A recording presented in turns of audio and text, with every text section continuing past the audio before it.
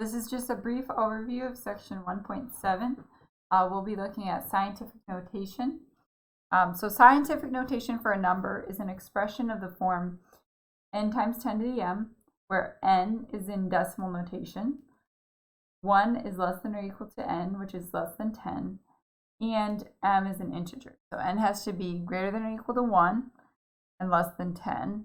M has to be an integer. So an integer is of the form 0, 1, 2, 3, -1, -2. So it could be -1, -2, -3, yada, yada, yada, 0, 1, 2, 3, etc.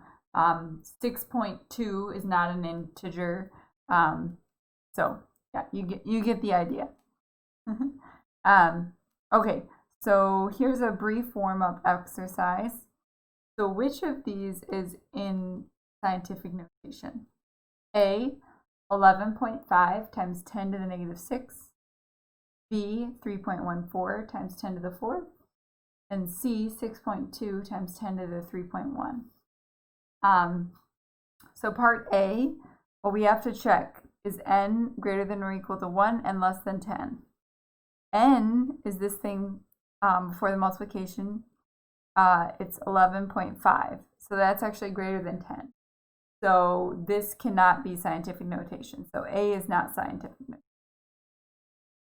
B, this is n, and this is m. So B, 3.14, that's n. That's less than 10 and greater than or equal to 1. So that's good. And then m, 4, that's 4.0, right? So that's an integer. So this is scientific notation. Now we'll just check, is C in scientific notation? And we see n, this is n, 6.2 here. Well, that's less than 10 and greater than or equal to 1, so that's good. But here is m, and m is actually not an integer. So this is also not scientific notation. So these three, only B is in scientific